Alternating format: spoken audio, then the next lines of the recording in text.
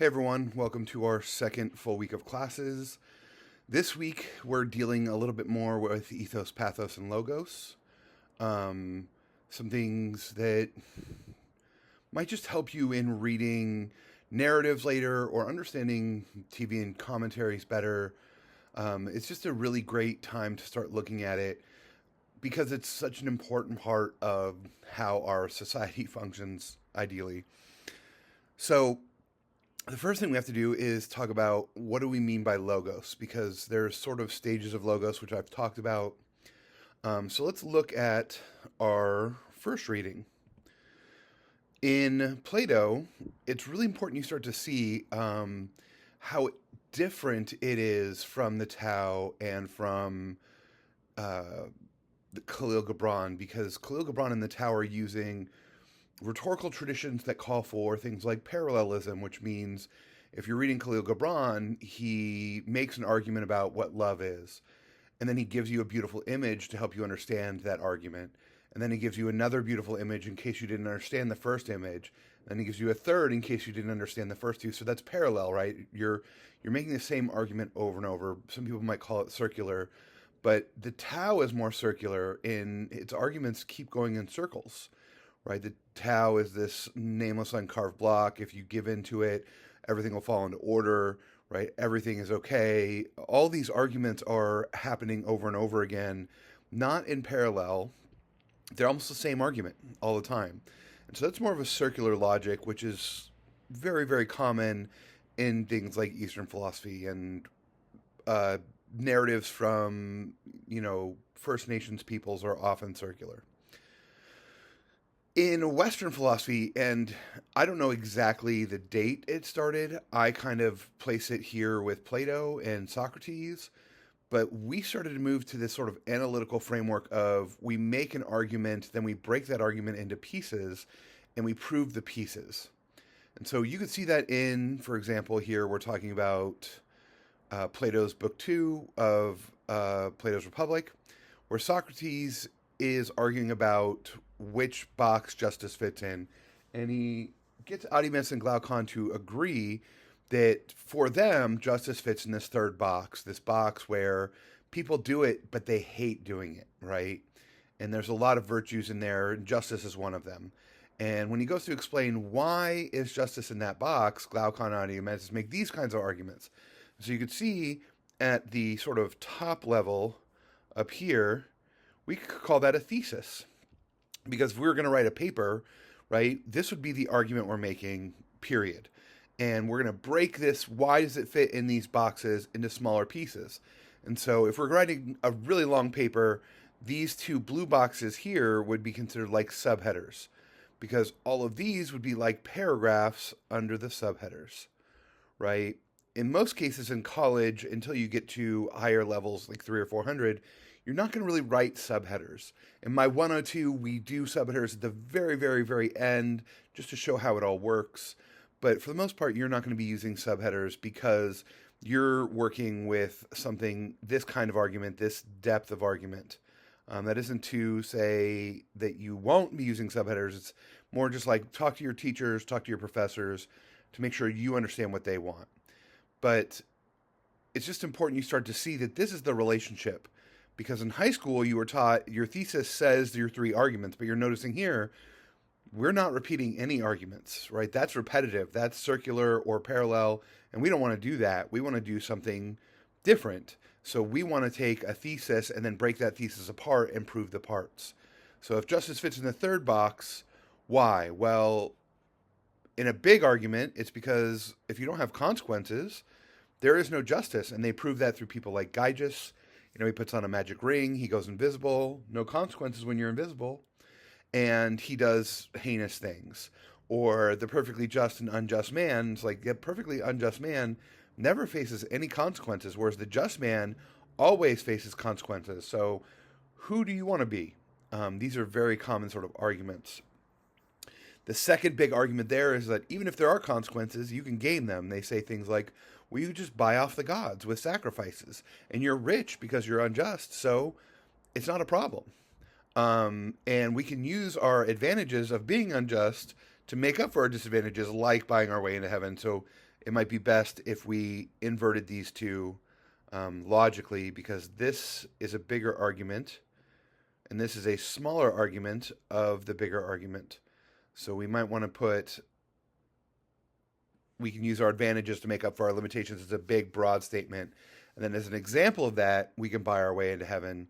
That might be a better organization here. But hopefully you're seeing, like, all that is to say is that when we're making arguments in analytical places and academic papers, we're using this logical structure. It's what we will be practicing in 101. It's why I teach Book 2 in Socrates. It's so important you start to see how these logical progressions work. But that logical progression also works in narratives. It also works in the kind of things that you're going to be reading and doing in English classes. It works in media. It works in movies and TV shows. And so I wanted to take some time to show you guys how it works there. So, in narratives, number one, you don't have a thesis that's stated outright. It's often implied. And that's a really important aspect, because if it's implied, you're having to do more work to sort of show it. And, like the origin of notions like Easter eggs, which you guys might know from like your TV shows and movies where they harken back to other TV shows and movies. But the idea of the Easter egg is more about trying to prove an argument using features that are more in the backdrop. They're in the background. They're not in your face. And so there's a lot to be said there. The argument happens in tension. The tensions you might remember from, your high school or middle school days, where it's like, oh, there's 4 types of conflicts: person versus person, person versus self, person versus society, or person versus nature. And so the idea is that in the exposition place, you're outlining that argument. If we're going to do something like Harry Potter, right, we understand before we get to the tension of it's Harry versus Voldemort, you understand who Harry is, who Ron is, who Hermione is, who McGonagall is. You meet all the characters, and then they initiate the tension of you're the boy who lived. And by the way, you meet Voldemort in that tension too, right? Because he's attached to Quirrell. Spoiler alert. And it happens in every TV show or every movie. Like, you establish who all the characters are, and then you put them into tension for some reason. And the scenes use figurative language to explore that tension. And we're going to look at Adichie as an example of this, because I think her story, The Thing Around Your Neck, is a great way to do it. So you're going to read and understand The Thing Around Your Neck, and then look at this and see if you can make sense of this. And then you're going to practice using the American Embassy. So here is the sort of graphs we can use to understand Adichie. So we have the exposition, right? In the exposition, we have a Nigerian family. Just ignore first DQ. I changed that. And we have the exposition. We have a Nigerian family. She won the visa lottery. She's going to move to the U.S. Her uncle is a creep. But what's really happening behind all that, there's a line here for a reason, is because she won the visa lottery, there's a lot of expectations being placed on her.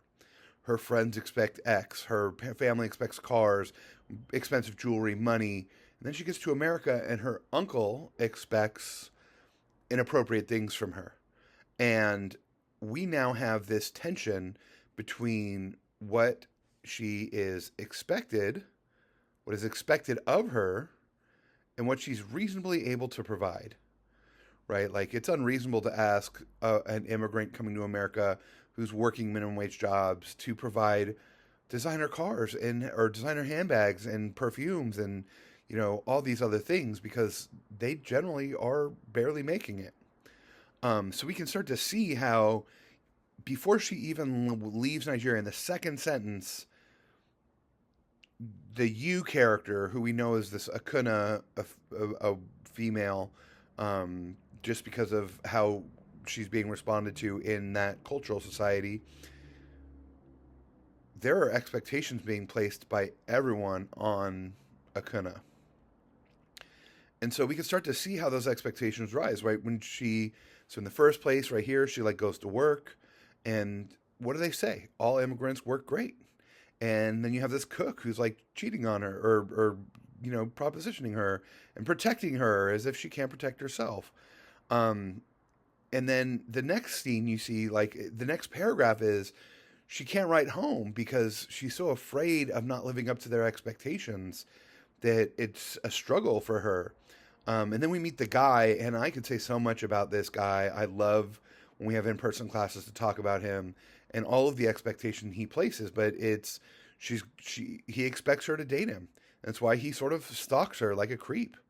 And then when they do get in a relationship, he expects her to appreciate his gifts, even though he's not trying to understand or appreciate her at all, right? I've often said that this guy reminds me a lot of somebody that Adichie talks about a lot, which is like the colonizer, because he doesn't really want her. He wants her as an artifact to show how like diverse or amazing he is, and he expects that she will do with that. The parents I love because they remind me of the parents from A Big Fat Greek Wedding, when they're like, "Oh, didn't you have a secretary from Guatemala?" And he's like, "No, it was Greece," as if those are anywhere near each other, right? This sort of like just mindless liberal person who doesn't understand the world at large, right? Like, I love these characters; they're so great. But in every scene, with every interaction between characters or between characters and objects, the idea is we're seeing expectations being placed on you, on Akuna, and how you're expected to deal with that. And so that's the real tension here. That's what I love. By the way, this is one interpretation. And that is to say that if you have a different interpretation, the only thing that you have to do in order to prove it is what I'm doing here, right? You show me how that tension is being built. And then you show me how in the scenes that tension is rising through the scenes until we get to the end. So yes, for this, you guys are gonna, try and do the same thing, but do it for the American Embassy. Try and identify the tension in the American Embassy. I want you to think about the characters there and how they parallel one another. That's a very common theme when you're doing these kinds of things, is the characters parallel one another. And you have a wife and a husband. They have the same degrees. They have the same job. But how did their choices differ?